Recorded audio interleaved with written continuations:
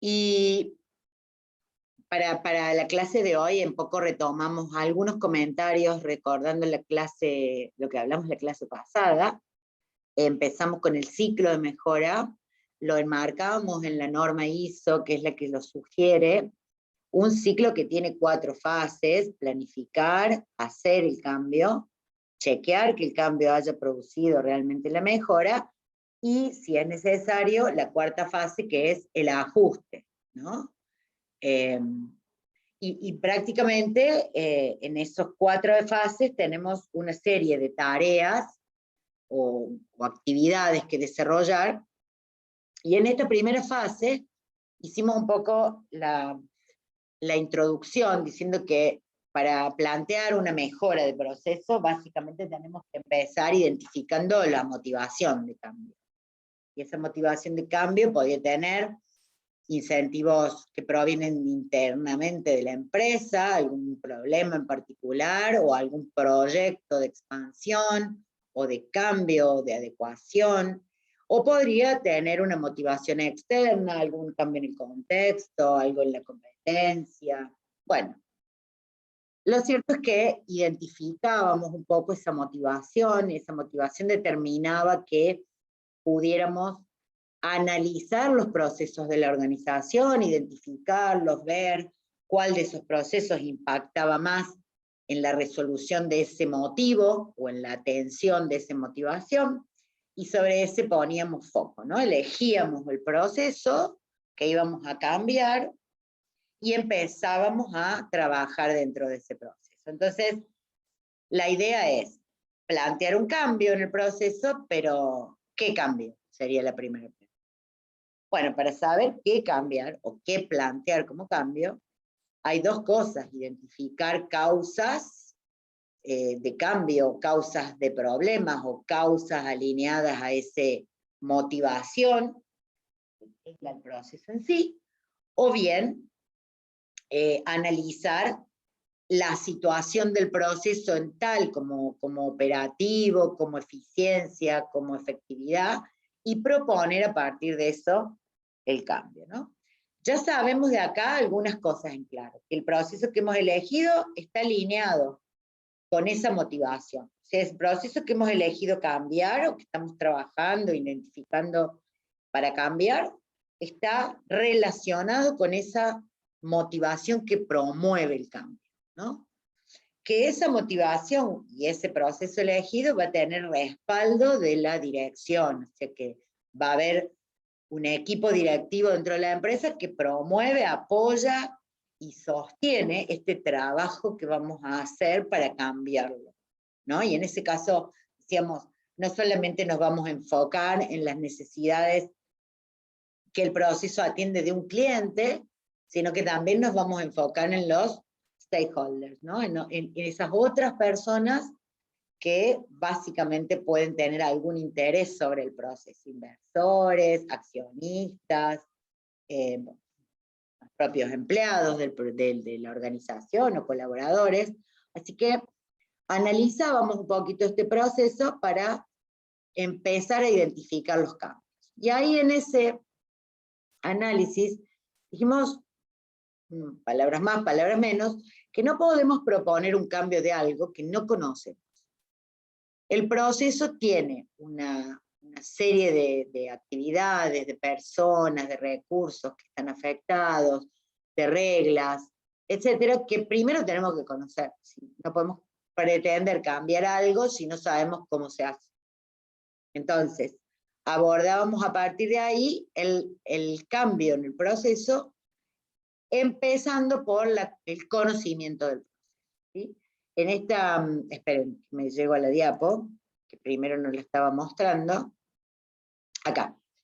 Lo que teníamos que hacer para conocer el proceso ese que queríamos cambiar es relevar, de alguna manera, entender los detalles de ese proceso, y acá habíamos descrito o enunciado algunas cuestiones que debiéramos conocer: el marco regulatorio, todas aquellas normativas, restricciones legales, económicas, que provienen externamente del proceso, las llamábamos restricciones en ASI, o que están internamente definidas por la empresa, que las llamábamos reglas de negocio en ASI, son un marco que condiciona cómo se ejecuta el plan. ¿Por qué lo tengo que conocer? Refrescando un poco lo de la clase pasada. Bueno, básicamente porque las restricciones me van a obligar a cumplirlas, son cuestiones que no puedo negar y que debo atender en la ejecución del proceso. Una normativa para vender medicamentos, la ley que implica que yo no puedo vender ciertos medicamentos sin receta, o sea, no lo puedo desconocer. Eso es externo y es una restricción. Ahora bien, las normas que sean propias de la empresa, sí las voy a poder cambiar. Entonces está bueno identificarlas también, para que si cuando yo quiera cambiar algo necesito cambiar la norma, la conozco. Es un poquito a modo de repaso rápido. Formularios, documentación o información que fluye durante el proceso. Es clave. Las actividades generan información, consultan información, emiten formularios o documentos, y me refiero en general, ¿no? Más allá de que ahora todos los documentos y formularios tienen soporte digital, siguen siendo un formulario o un documento. De hecho, la factura es digital, pero sigue siendo el documento factura. Entonces, no, sin importar el soporte, digamos, ¿no? Todo aquello que el proceso genera, consulta, necesita, registra, es clave para su funcionamiento. De hecho, si yo no tuviera un proceso que consulta el stock antes de vender, si en el proceso no se consultó el stock, y si esa consulta no fuera eficiente, digamos, en términos de mostrar, a ver, las remeras por color y por talle, porque si me las muestra como que tengo 1000 remeras, pero no puedo identificar color y talle, esa información es ineficiente para el proceso. Entonces, ya estoy encontrando cuestiones inherentes a la información o a los registros que debo prestar atención porque es susceptible de cambio y mejora, ¿no? Entonces, eso por un lado. Las tareas. No puedo cambiar un proceso si no conozco las tareas que se hacen en el proceso actual. Entonces, identificar cómo se produce el resultado, quién hace cada una de las tareas, cómo la hace, qué recursos usa, bueno, en fin, eso, cómo es la tarea en sí, si está soportada automáticamente por algún software, en fin.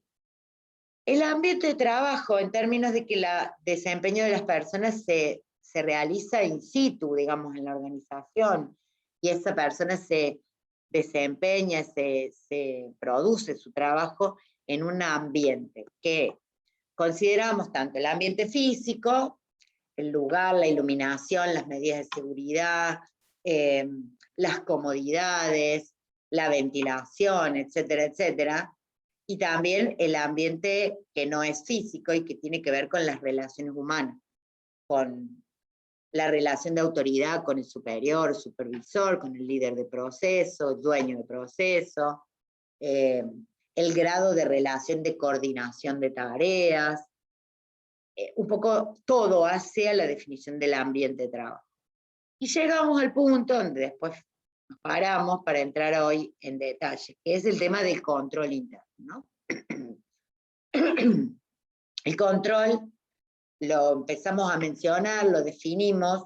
El control en el proceso es requerido. Cuando en la unidad 1 vimos los elementos del proceso, dijimos que tiene entrada, tiene salida, tiene recursos, tiene un equipo de personas trabajando, tiene un líder, tiene un objetivo y requiere control. Requiere control. Para la clase pasada también hicimos un par de aportes.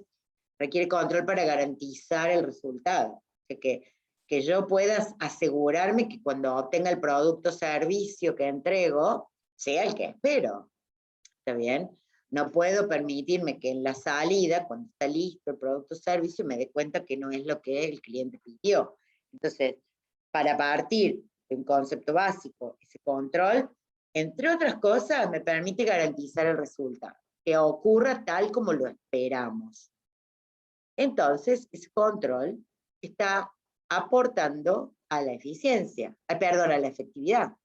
porque está de alguna manera encaminado a garantizar esa salida del proceso, ¿no? Eso que vamos a entregarle al cliente. Ahora bien, en el medio para ese resultado hay una serie de tareas que ya averiguamos cómo se hacen, quién las hace, etcétera, etcétera, en qué consiste la tarea, si tiene reglas. Lo cierto es que en esas tareas pueden ocurrir que haya algunas de ellas que generen cierto riesgo en el propio inherente a la tarea. ¿Esto qué quiere decir? Que la tarea necesita ser controlada especialmente. ¿Dónde vamos a poner foco? Y en aquellas tareas que manejen compras, porque significan el egreso de dinero, significan obligaciones de pago para la empresa, vamos a generar control en aquellas tareas que tengan que ver con la venta, porque naturalmente quiero asegurarme que lo que se venda ingrese de dinero y que solamente salga ese producto vendido y no más productos que no han sido vendidos. Pero en el medio hay algunas de esas actividades que implican el manejo de fondos, manejo de las cuentas bancarias, algunos aspectos propios de los empleados, que también van a ser susceptibles de control. Todos los procesos de una organización deben tener control. Y cuando hicimos un poquito esta explicación, dijimos, este control no tiene la perspectiva de sanción. No es un control cuyo objetivo sea sancionatorio a quien comete algo no previsto, sino que es un control cuya finalidad es la prevención, ¿no? Es el resguardo, es la protección de la información, es la protección de los activos de la empresa, es la protección frente a acciones que puedan producir un daño. Dimos muchos ejemplos. El de la cajera del súper cuando tiene que anular el ticket, que llama a la supervisora, eso evitaba que la cajera dejara pasar productos sin tiquear o que los pudiera anular ella misma. Hicimos también mención al pago a proveedores. Dijimos, si yo tengo que pagarle a un proveedor, no tengo que tener dudas del valor a pagar, ni de la fecha en la que tengo que pagarlo. Si hago el pago sin tener presente esa documentación que la avala, que es la factura, seguramente voy a cometer algún error. O voy a cometer un error en el monto, voy a cometer un error en la fecha. Estoy moviendo dinero que podría ser mejor usado o aprovechado si me equivoco en la fecha, si me equivoco en el... ¿Qué quiere decir? Que esto me puede producir un daño. No es un daño irreparable, es un daño que justamente lo que quiero evitar es que eso ocurra. Quiero ser más eficiente. Si yo pago mal a un proveedor, tengo que reprocesar todo el pago cuando el proveedor me reclame porque es de menos, o porque yo tenga que pedirle que me devuelva un dinero que pague de más. Entonces, ese retrabajo es un costo que no está previsto. En esos términos, es que quiero evitar que eso ocurra. Eso sí colabora con la eficiencia, el buen uso de los recursos y la garantía del resultado son las cosas que aspiro a lograr, ¿no? Básicamente. Entonces, el por qué controlar ya está claro. ¿Cuál es el objetivo? Prevenir. ¿Qué controlar en un proceso? Bueno, son muchas cosas. Las actividades, fundamentalmente, en cada actividad me voy a preguntar, che, esta actividad, así como está planteada, ¿tiene algún riesgo? ¿Puede ocurrir en esta actividad algo que no quiero que pase? Si la respuesta es sí, entonces voy a tratar de identificar qué es lo que no quiero que pase y voy a poner alguna actividad de control para que eso no pase. Muchas veces no se puede evitar del todo, no se puede anular el riesgo, pero se puede controlar el riesgo, se puede reducir el riesgo, se puede minimizar el riesgo de que pase. Entonces está bueno de cualquiera de las formas, ¿no? El control.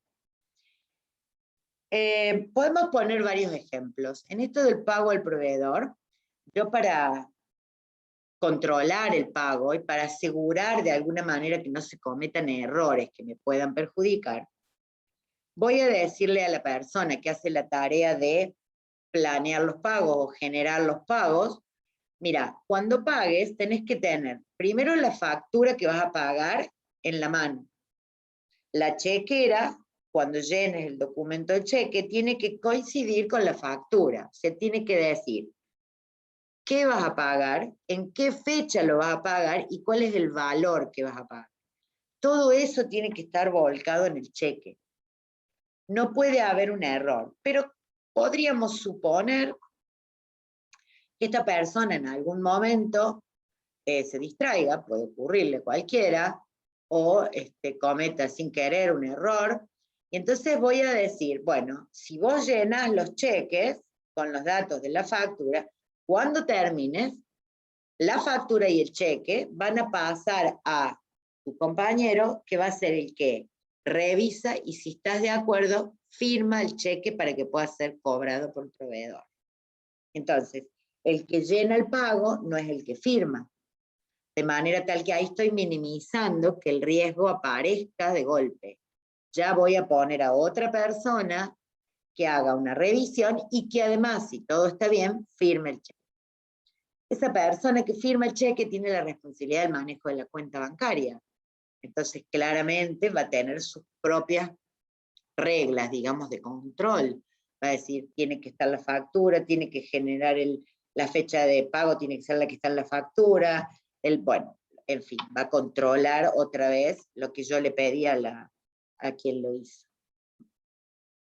Y si eso no fuera suficiente, porque supongamos que mis pagos son por valores altos, estoy por pagar 1 millón de pesos a un proveedor, es un importe alto, no me puedo dar el lujo de equivocarme, podría encima decir, bueno, una regla que diga, no se pagarán montos mayores a 100.000 pesos sin autorización del contador. Entonces, por más que uno haga el cheque, el otro lo firme, en el medio va a requerir la autorización del contador.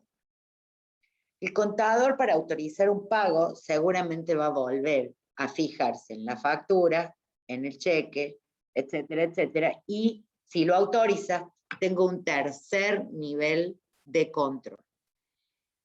Claro que si yo para todos los pagos hago esto, sería un proceso súper complejo, digamos.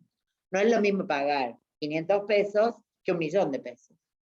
Entonces podría tener una regla, o podría pensar que el control se apoya en una regla para esa actividad, para esa tarea, en donde diga, si vas a pagar menos de 10.000 pesos, paga en efectivo. Si vas a pagar entre 10 y 50.000 pesos, emití el cheque, pásalo a la firma, no necesita autorización.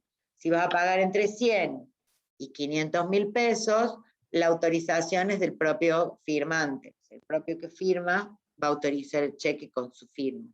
Y así voy haciendo una especie de regla que va regulando la actividad en su ejecución. Minimiza la posibilidad de que ocurra un error porque hay instancias de control. Entonces, puedo deducir varias cosas. Que el control es necesario y que el control forma parte del proceso.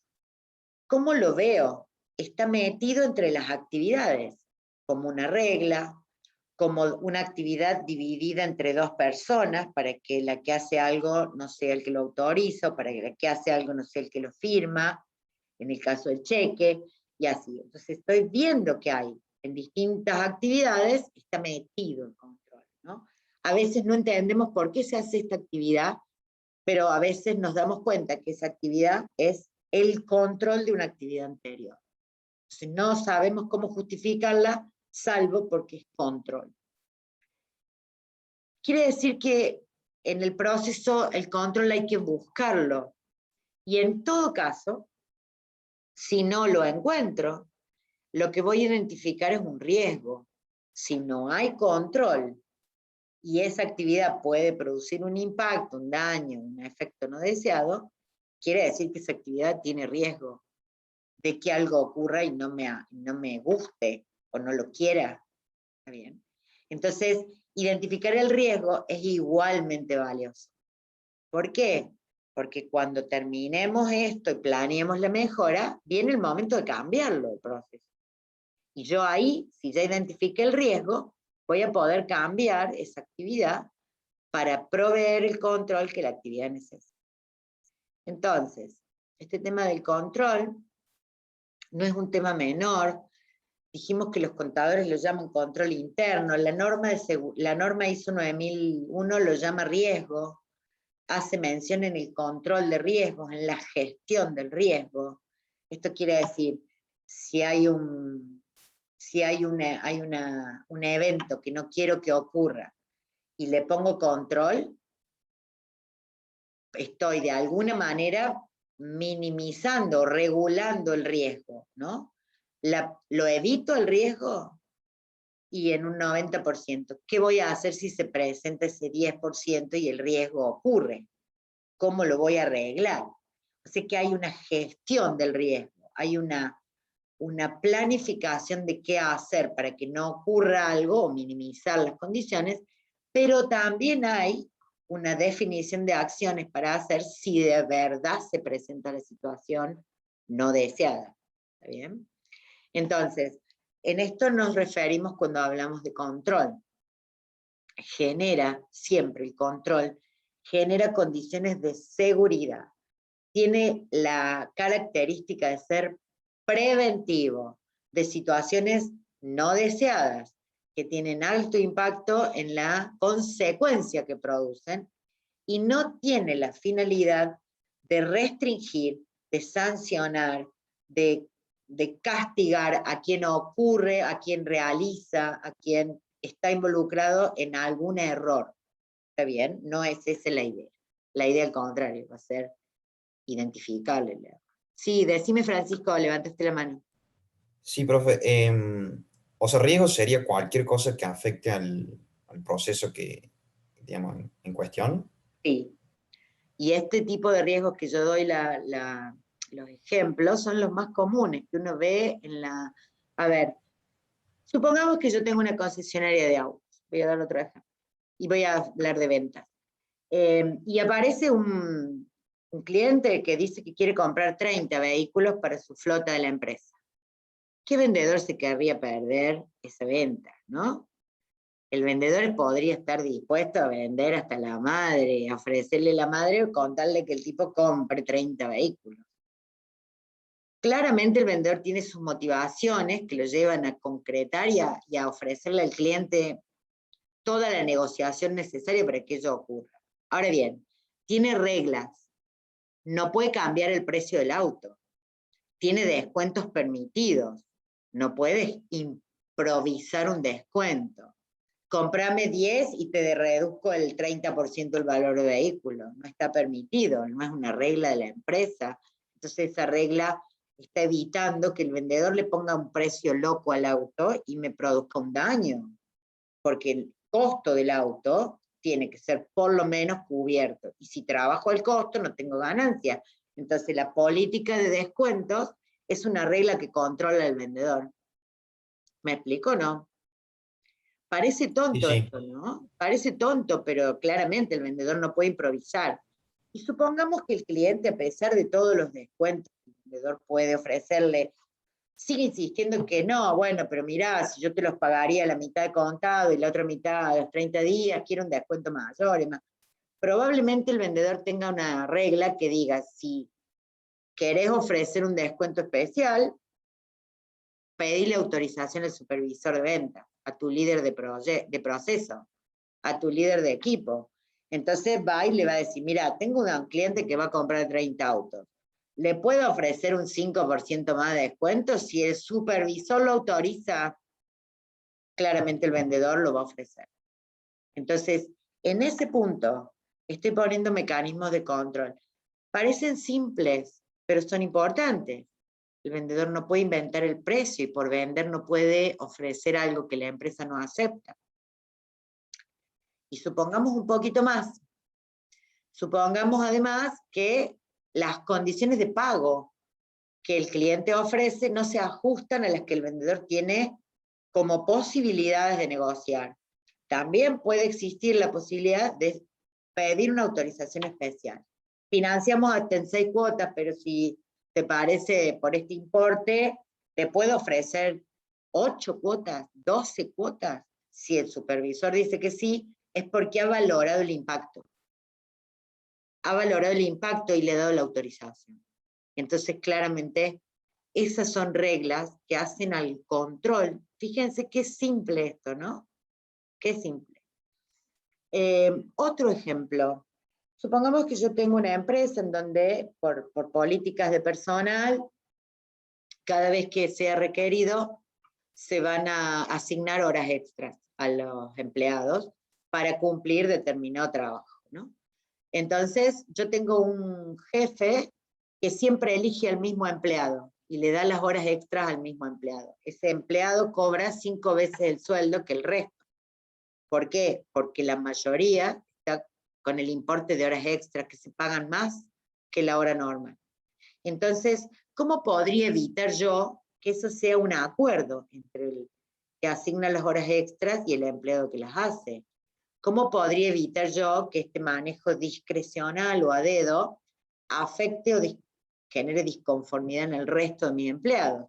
Entonces, tal vez designe una norma. No podrán asignarse horas extras a empleados si no se justifica la tarea y está autorizada por su supervisor o coordinador. No podrá un empleado tener más de 10, 5, 10, 15, no sé cuántas horas extras semanales o mensuales. Eso quiere decir que yo le estoy limitando a una persona la posibilidad de que, de común acuerdo con otra, le asigne a uno solo las horas extras, ¿no? Con todo eso que genera. Ni siquiera hay un impacto afuera, hay un impacto interno en la gente, en los colaboradores, en gente que no va a poder hacer horas extras y ganar más. Entonces, fíjense cómo, cuando hablamos de control, no hablamos de grandes cosas, no hablamos de, suena una sirena, viene, no, hablamos de actividades que son normales, que yo quiero tratar de regular para que se realicen adecuadamente, para que el resultado sea positivo para la empresa, para que no se cometan irregularidades que me puedan afectar o afectar a las personas que trabajan en la empresa. ¿Queda más o menos claro esto? Les di varios ejemplos. ¿Sí o no? Sí, y también como que se incluyen riesgos externos, por así decir. Por ejemplo, ¿qué se te ocurre? O sea, no solamente, por ejemplo, controlar, no sé, que un supervisor esté a cargo del control de calidad para evitar fallas en un proceso de la empresa, sino también, no sé, que haya, que de afuera, digamos, Hay otro no sé, control. sí, pero que sea externo a la empresa el riesgo. Excelente. Fíjense que en general, cuando se trata de actividades como control de calidad, el área o el proceso o la persona involucrada en hacer el control de calidad no puede estar afectada a la producción del bien que está controlando. O sea, a ver, no puedo yo controlar algo que yo produje. Yo no me puedo controlar a mí mismo. Entonces, si yo quisiera poner el control, tiene que ser una tarea hecha por alguien diferente al que lo hace a la actividad que quiero controlar, ¿no? Si estoy produciendo un bien, a ver, vamos a hablar de software. Si yo soy el programador y soy inclusive el líder de desarrollo de producto, no puedo estar involucrado en el control. No puedo estar involucrado en la verificación del producto, de que el producto cumpla los requerimientos, que el producto se comporte con esa performance, etcétera, antes de entregarle al cliente. ¿Por qué? Porque yo lo hice, o porque yo coordine las tareas, no puedo ser yo mi propio control. Entonces, esto que vos decís abre la posibilidad de que haya otro tercero involucrado, y ese tercero puede ser otra persona dentro de la misma empresa, ajena a esa área que controla, u un tercero externo.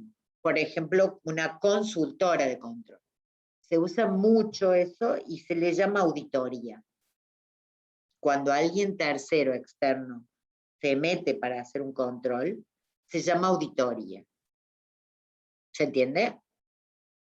Sí, sí, perfecto. La auditoría tiene diferencias tiene una particularidad dentro del control. Iba a empezar hablando de las diferencias, pero prefiero decir que tiene particularidades. La auditoría de algo es como sacarle una foto al estado de una cuenta, al estado de una operación, al estado de un trabajo en un determinado momento. Es una auditoría. Pero no asegura que después de esa foto las cosas se corrijan. Para eso uno tiene que tomar el resultado de la auditoría, analizarlo, y si el resultado que muestra la auditoría no es el que yo esperaba, entonces actuar para ajustar el control. O seguir igual porque el control y el resultado me muestran lo que yo esperaba. Entonces, la auditoría es como un control puntual en un determinado momento, cuyo resultado sí es sumamente importante. Y cuando la hace un externo, cuando yo contrato a alguien para que venga a auditar mi estado financiero, por ejemplo, estoy garantizando que ese externo es objetivo en su evaluación, porque no tiene interés en la empresa en sí, ¿me explico? O en lo que está controlando. Esas son las diferencias un poco cuando hablamos de controles hechos dentro de las mismas personas que colaboran, dentro de una actividad, dentro de un proceso, al control que viene buscado desde afuera, ¿no? Es como que viene alguien objetivo y dice, yo te saco una foto a ver si es cierto, y lo evalúa. Eso son como, un control no quita el otro, ¿no? O sea, al contrario, se pueden sumar, se pueden sumar. Yo podría pensar en un negocio, vamos a suponer que tengo un maxi kiosco.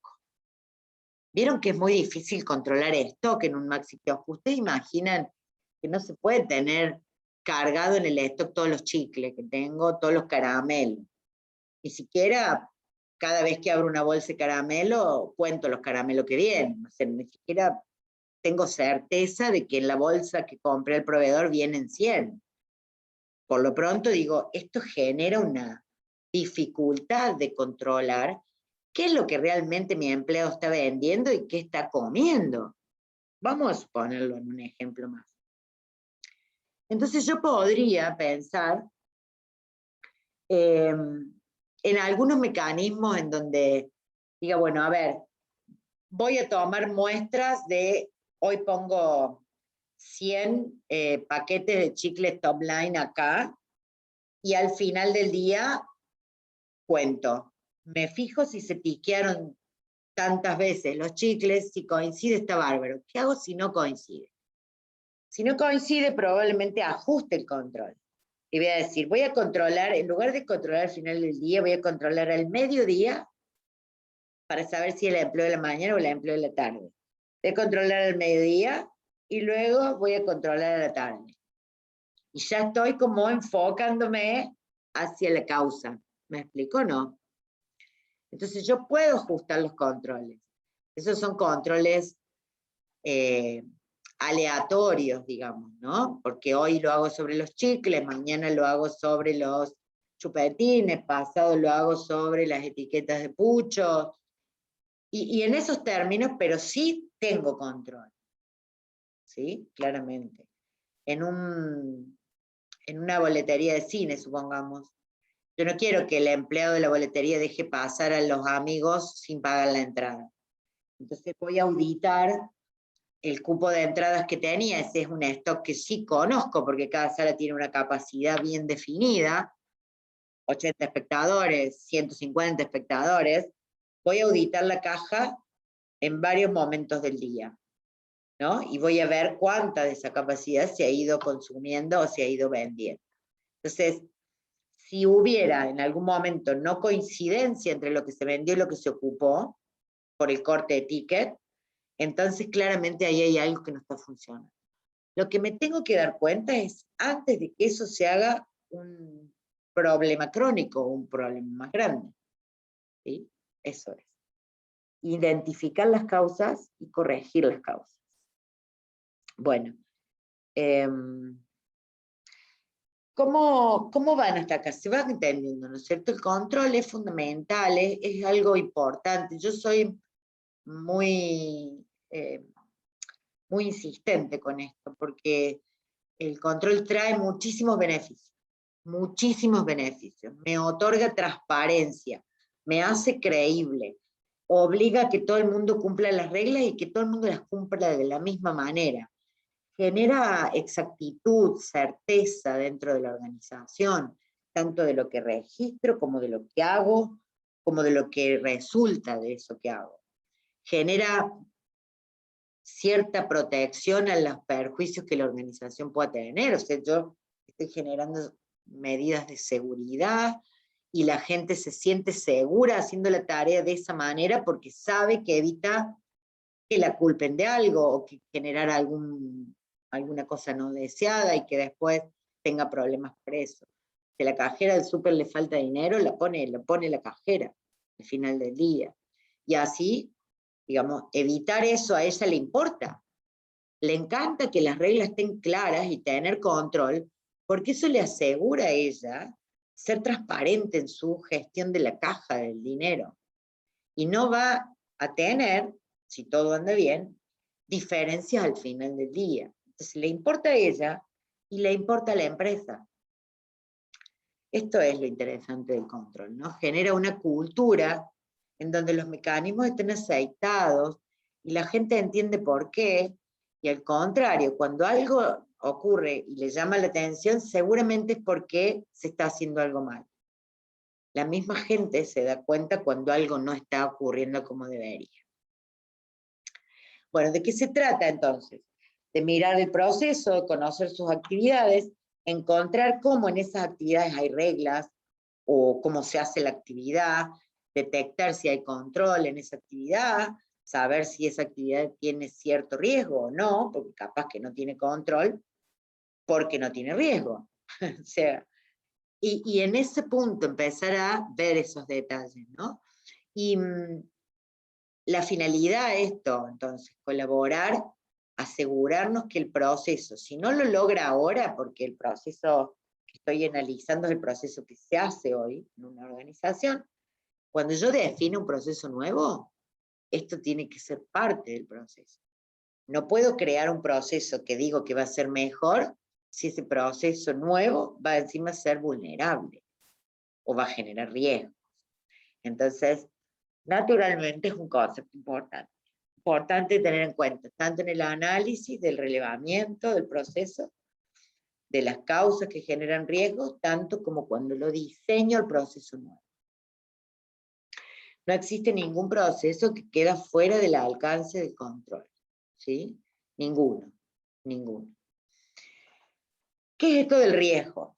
Bueno, cuando una actividad tiene riesgo, porque sabemos que la consecuencia de que algo ocurra diferente puede traer un perjuicio, puede afectarle a la empresa, la pérdida de dinero, la pérdida de un producto, un dinero malgastado o un reclamo que no se puede resolver. En fin, cuando una actividad tiene un riesgo, entonces tengo que valorar qué tan importante es la consecuencia. Si ocurre que cuando cargo los muebles para repartir, al cliente compro 6 sillas y le cargamos 5 en el camión, uno va a decir, ¿cuál es el riesgo de esa actividad? Cargar mercadería para el repartidor, o para repartir, o para entregar al cliente. ¿Cuál sería el riesgo de que yo cargue 5? No está perdiendo un artículo. Y no, sí, la verdad es que no lo estoy perdiendo. Pero ¿cuál sería el impacto de no cargar 6? ¿Cuál creen ustedes que sería el impacto? ¿Ah? Puedes perder el cliente. El cliente está disconforme, ese es un impacto grande. ¿Y qué otra cosa debería yo hacer para después entregarle la silla que falta? Compensarlo por... Un nuevo viaje. Claro. Un nuevo viaje, o sea que tengo 2 costos de viaje para entregar un único pedido. ¿Por qué? Y porque nadie controló lo que se cargaba en el camión. O al revés, que el cliente pida que las sillas eran blancas y le estamos cargando sillas color naranja. Y le cargamos las 6, pero naranja. Entonces, en definitiva, para cumplir un único pedido, si el proceso tuviera control en esa actividad, evitaría primero que yo cargue algo no correcto. Y segundo, me evitaría el riesgo y el costo de hacer un nuevo viaje para resolver un problema mío. Porque si hay algo que yo no quiero es que el cliente lo pierda. Entonces, le llevé un fuego, no era el que pidió, vuelvo a cargar los muebles y cuando cargo bien, si Dios quiere, porque no tengo control, le entrego el pedido. Doble costo para una sola tarea. El riesgo, bueno, ya perdí plata, ¿sí? Ya perdí plata. Otro riesgo importante, que el cliente esté desconforme. Entonces, en algún punto trato de darles ejemplos donde parezcan simples las cosas, porque el control tiene la finalidad de pasar desapercibido y mezclarse entre las actividades. Alguien tiene que decir, cuando se va a cargar el camión, debe buscarse todos los remitos que correspondan a esa entrega, o sea, ese camión, ese día y a esa hora. Son 10 pedidos, perfecto. Pedido 1, 6 sillas blancas. Cargamos 6 sillas blancas y alguien cuenta, 1, 2, 3, 4. No tiene que ser el que las carga, tiene que ser otro, porque si no, el que controla es el que está haciendo. Entonces, alguien controla. Pedido 1, listo. Pedido 2, 2 escritorios de 1 metro. De tal color, listo. ¿Están? Sí, cargalos. 1, 2, listo, se cargó. Acá está el remito. Cuando sale el camión va a salir con toda la mercadería, con la documentación, con un recorrido que se espera que haga y no va a haber que hacerlo de nuevo. Eso es lo que pretendo, que esa actividad no me genere un riesgo. ¿Y cuál es el riesgo? Perder plata, hacer 2 viajes por la misma cosa. ¿Me equivoqué yo? O que no se haya embalado la mercadería como corresponde y el transporte la raye. Pues entonces, para evitar eso, tendré que prever que la mercadería cuando se cargue esté embalada y no esté sin embalar. Así que en algún punto, cuando hablo de control y de riesgos, hablo de cosas simples que están metidas un poco y son inherentes a las actividades del proceso, ¿sí? El impacto es importante, el riesgo y el impacto van a determinar lo que yo haga para prevenir. Porque si es muy caro prevenir eso, bueno, me agrega costo. Ahora, si yo para una actividad simple voy a poner un control descomunal, estoy gastando innecesariamente en un control sofisticado para una actividad que no lo justifica. Por lo tanto, digo, evaluar esto, la situación que genera riesgo, el impacto que podría tener, la frecuencia. ¿Qué tan frecuente es que entreguemos mal un pedido? Y se equivocan 2 o 3 veces por semana y un pedido que sale mal. Es mucho.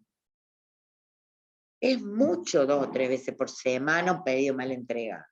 Un doble costo de recorrido.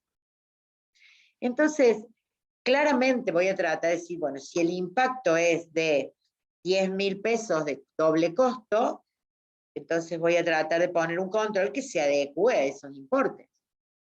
Yo sé que si no pongo control, pierdo eso. Se me agrega costo.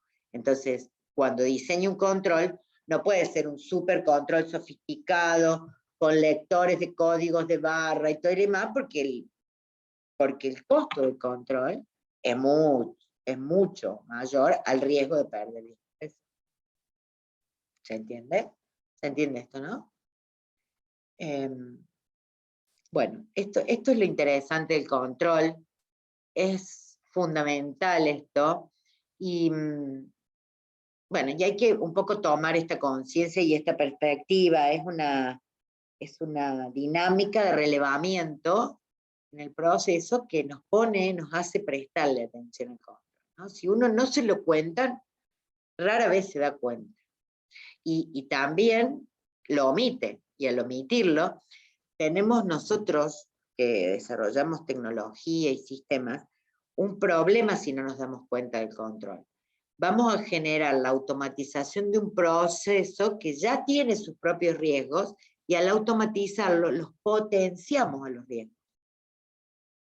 Si yo en el software preveo que el mismo vendedor que vende par de zapatos tenga la posibilidad, un botón en el menú, o un botón en la pantalla, un menú desplegable que diga anular venta, estoy generando una falta de control, pero no relevé, no verifiqué, no valoré el riesgo. El vendedor no puede anular lo que hace. Si anula una venta, tiene que tener una causa.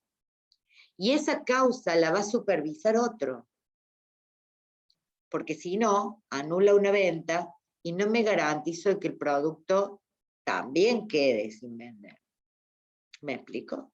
Si yo, a ver si me ocurre otra cosa, si quiero,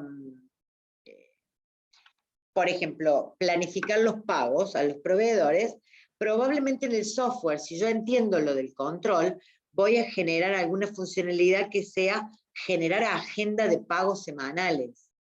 ¿Esto qué quiere decir? Que en base a todas las facturas registradas de los proveedores, el sistema va a ser capaz de mostrar una agenda donde diga, el lunes tenés que pagarle a este y este por estos valores. Estas son las facturas. Entonces el sistema está generando información que apoya el control. ¿Está bien? Y que no permita el sistema generar a lo mejor un pago de un proveedor diferente ese día. Que no me permite generar una orden de pago o buscar una factura que no sea de esas que tengo que pagar ese día. Por lo menos a esa persona que está por procesar los pagos. ¿Qué quiere decir?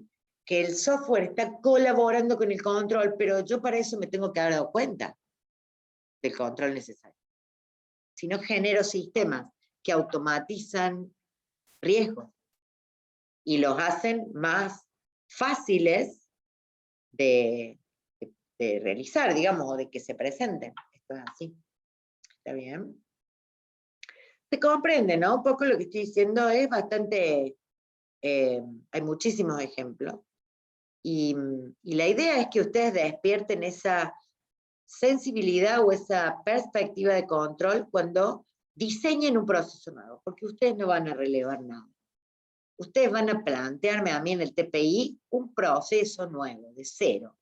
Ni siquiera van a tener limitaciones de arreglar algo que ya existía. Van a ir a trabajar sobre algo nuevo. Y me van a decir, profe, nosotros hicimos, para este caso que nos tocó, la venta de boletos del bus turístico, para lo que fuera, hicimos este proceso.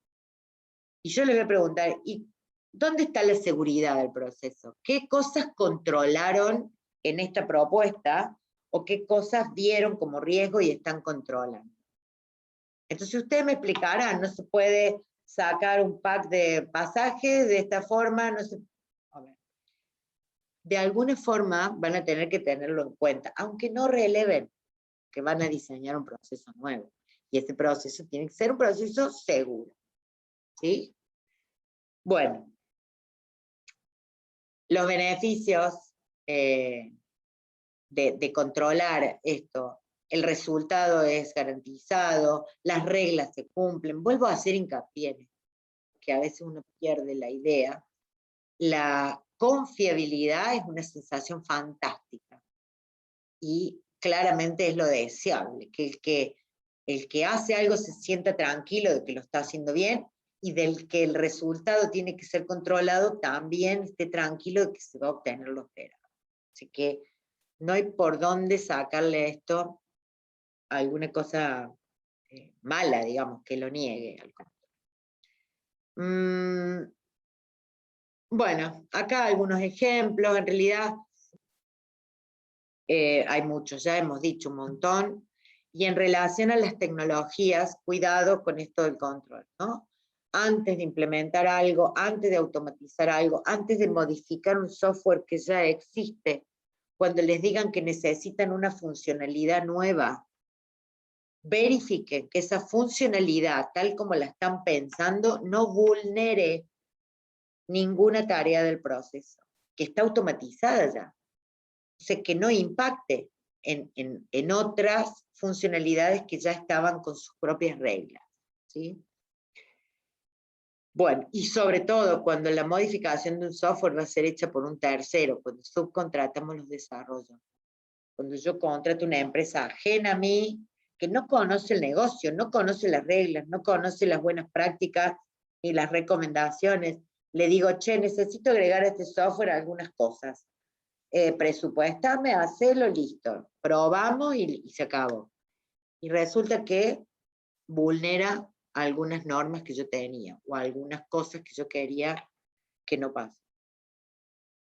Bueno, tener algunos cuidados con eso. No sé si les queda a ustedes alguna duda de esto. Díganme ustedes. ¿Cómo lo ven? ¿Bien? Se entendió bastante, profe. Bueno. Bastante claro, profe. Perfecto. Entre las cosas que queríamos averiguar de un proceso ya hemos hablado de muchas. Marco regulatorio, formularios, riesgo, control, ambiente, tareas, etc. Nos queda hablar de soporte tecnológico. La tecnología en una organización está al servicio de las actividades de la empresa. Y cuando hablamos de al servicio de, quiere decir que la tecnología es un facilitador del trabajo de determinadas actividades que se integran dentro de un proceso y que colaboran con la eficiencia, la efectividad, la rapidez y el control, por lo que acabamos de hablar hasta hace un rato. Entonces, ¿de qué hablamos cuando hablamos de soporte tecnológico? Cuando decimos que un proceso tiene software, hablamos claramente de que tiene soporte de hardware, que implementa el software, del software, y probablemente de componentes de comunicación. Porque seguramente si hay una venta y hay sucursales distribuidas en varios lugares de la ciudad o de la provincia y demás, haya comunicación interna que el software usa, tanto si se implementa en una sucursal como en la casa central. Entonces va a haber 3 elementos que componen esa solución tecnológica. La solución de software que soporta un proceso debe proveerle al proceso cosas buenas. Debe facilitar, debe proveerles exactitud en los registros y en la información. Debe proveerle completitud en el seguimiento de las operaciones y de lo que pasó en el proceso. Y debe permitirle generar información de control, justamente, para poder saber si algo está ocurriendo, cuánto dinero vendimos hoy, cuánto dinero se vendió ayer, qué productos fueron los más vendidos, o sea, información que es de gestión también.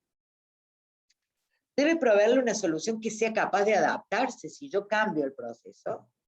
Si el proceso cambia porque estoy haciendo un proyecto de mejora, el software se tiene que adaptar. Si he comprado un software llave en mano y no lo puedo modificar, tengo que valorar cuánto me cobraría un tercero o el que me lo vendió para modificarlo, ya no lo puedo modificar yo.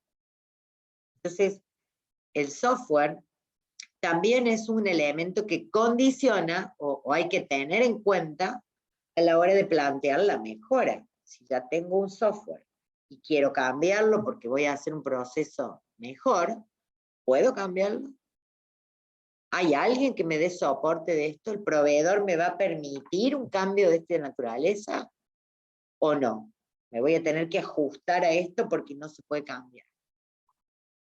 Entonces, en algún punto, el soporte tecnológico, si es así, va a ser un condicionante, va a ser una limitación. Mira, vos cambias todo lo que quiera el proceso, pero el software no se puede cambiar. Ah, listo. Entonces, ya de por sí eso me va a limitar.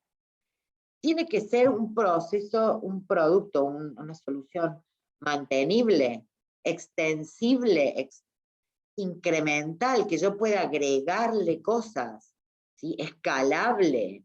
Tiene que funcionar en otras arquitecturas. Si cambio la arquitectura, si decido un proyecto de inversión tecnológico, si quiero abrir un e-commerce, yo ya tengo servidores, tengo sistemas de venta, no puedo hacer todo de nuevo para agregar la parte de venta online. Tengo que poder integrar esa funcionalidad de venta online al sistema de ventas que ya tengo. Porque si no, voy a tener dos sistemas de venta, uno online y uno presencial, diferente. Cuando el gerente me pregunte, Gabriela, ¿cuánto vendimos ayer? Yo tengo que ir a buscar información en dos sistemas distintos. Es lo que no quiero.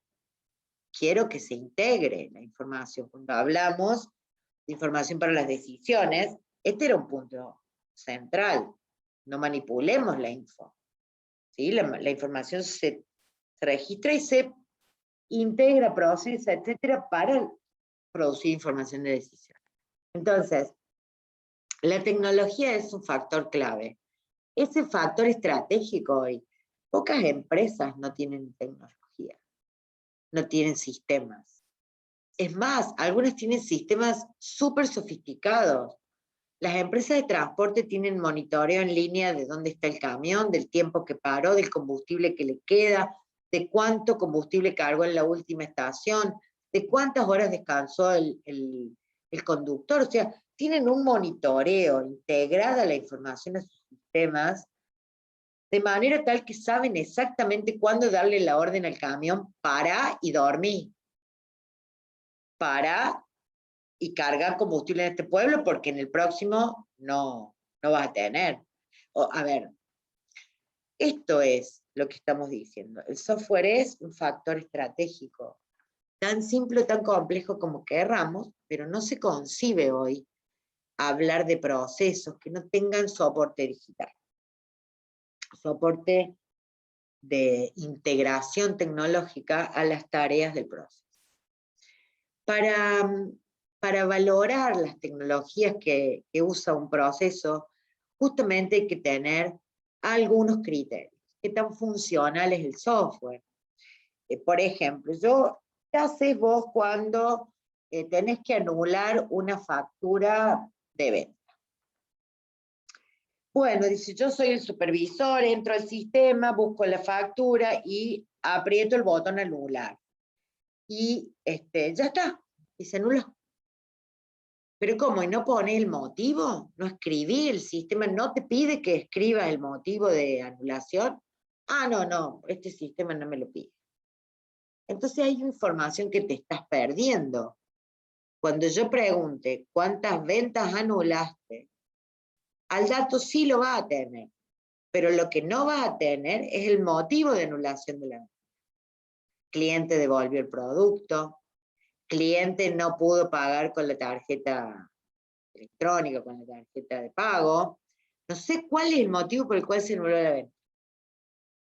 ¿Está bien? Entonces, la efectividad, la funcionalidad, las limitaciones que ese software produce en su manera de cómo está hecho, ¿está bien? De qué funcionalidad y cómo la implementa, la eficiencia que tiene en el comportamiento, si es lento, si es rápido, si tiene determinada performance, si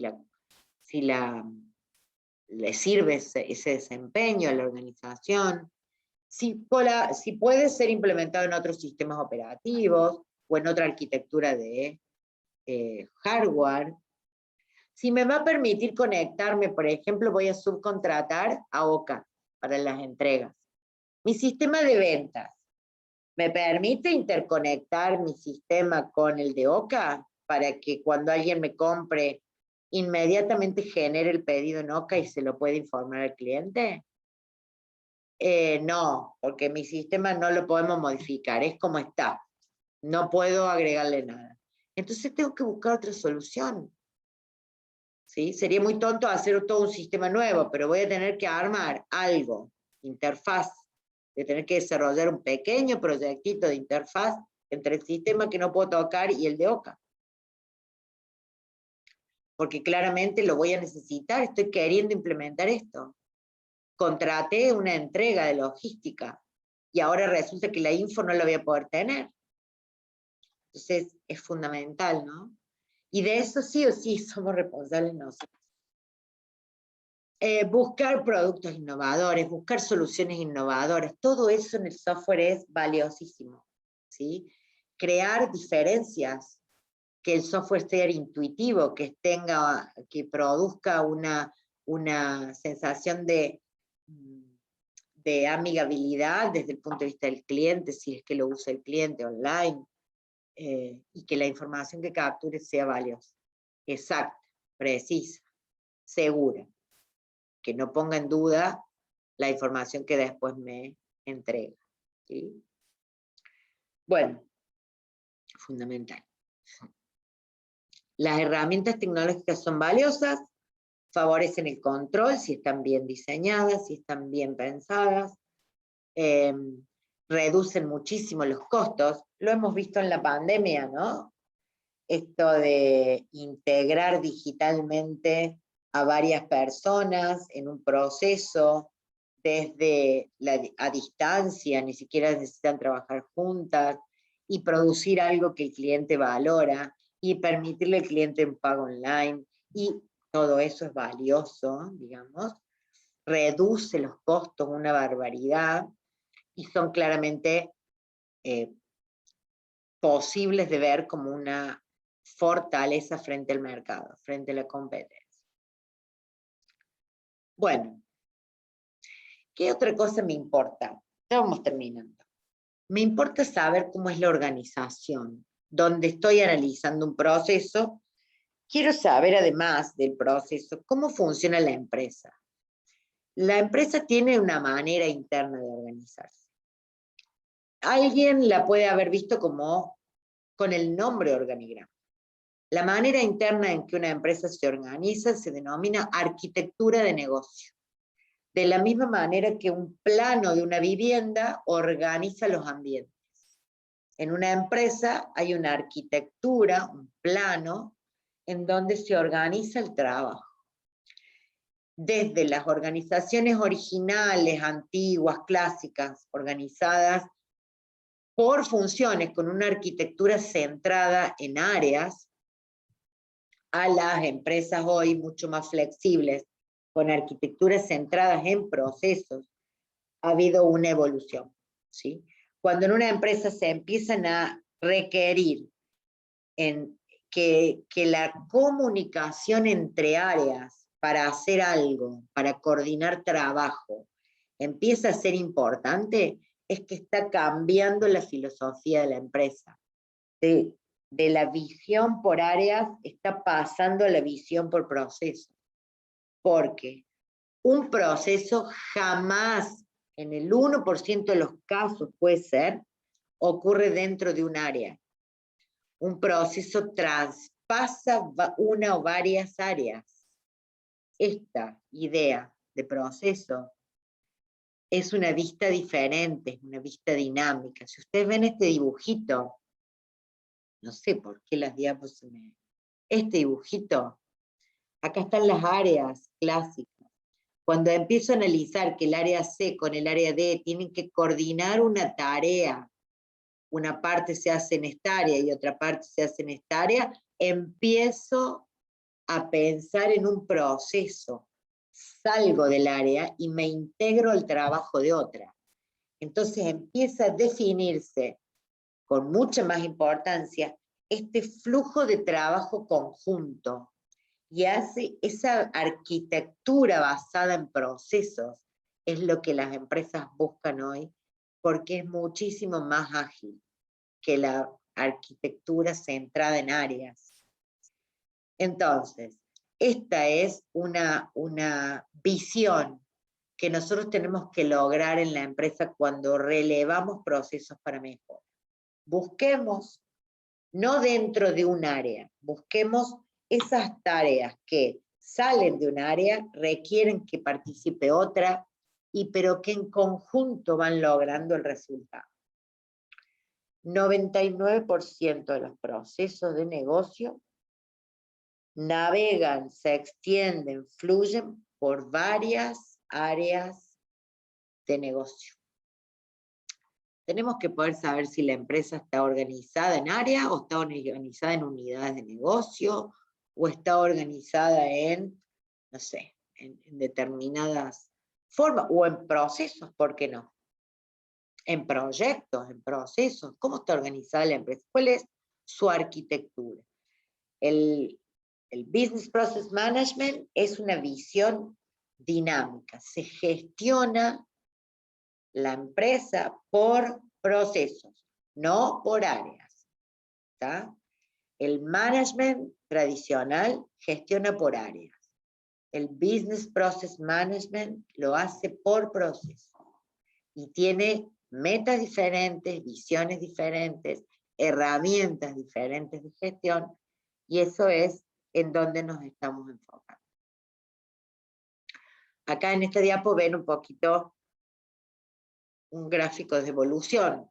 Arriba a la izquierda, la empresa clásica, abajo a la izquierda, un poco cuando empiezan a fluir y a identificarse las relaciones entre áreas, quiere decir que comienza a tomar importancia esto de colaborar entre áreas para hacer algo. Y por último, la evolución final, el gráfico más grande a la derecha abajo, que es la visión de la gestión de una empresa por proceso. Bueno, algunas cuestiones, claves, etcétera, para encontrar procesos. No busquen los procesos, busquen dónde el proceso encuentra el evento iniciador, ese es el cliente. Busquen entonces cuándo el proceso terminaría, sin importar las áreas involucradas. Cuando se resuelve ese evento, entonces el proceso terminó. Encuentren las personas que trabajan como el equipo de procesos, sin importar en qué área están. Si generara confusión, usted fíjese en quiénes son los que participan, sin importar de qué departamento son, ¿no? Esto establece claramente el inicio y el fin, y el equipo que va a trabajar. Si el equipo está identificado, ya podemos saber qué tareas hace cada uno, ¿sí? Y sabemos también con qué rol se desempeña cada uno. El empleado de administración, del área de administración, en este proceso es el autorizador de crédito. El empleado del área ventas, en este proceso hace el rol de vendedor. O sea, empiezo a identificar las tareas, los roles, qué hace cada uno. ¿Quién los coordina? ¿Hay alguna persona responsable de la actividad? Haga entonces, cuando todo esto empieza a surgir, entonces modele el proceso. Acá en GMP no modelamos procesos. Ya lo hicieron en ASI. La herramienta es la misma, PPM, el estándar. Así que usted va a poder modelar, dibujar, todo eso, un proceso cuando tenga todo esto en claro. Sin importar si la empresa tiene arquitectura centrada en áreas o una arquitectura centrada en procesos. Usted va a buscar procesos, no áreas. Entonces, cuando releve, tenga bien presente esto. Por más que le digan, empecemos por el área de administración. No, pero ¿de qué proceso vamos a hablar? ¿De ventas?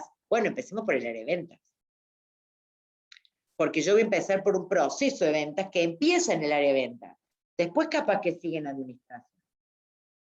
Esto va a implicar que mi orden en el relevamiento se vaya definiendo para identificar el proceso, por más que estén organizados en áreas.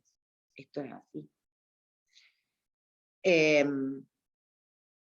Bueno, y por último los roles, ¿no? Las personas involucradas. La persona realiza en el proceso una tarea, ocupa un puesto de trabajo, entre los cuales tiene muchas tareas en su puesto de trabajo. Una o varias de esas tareas que hace van a estar afectadas a un proceso.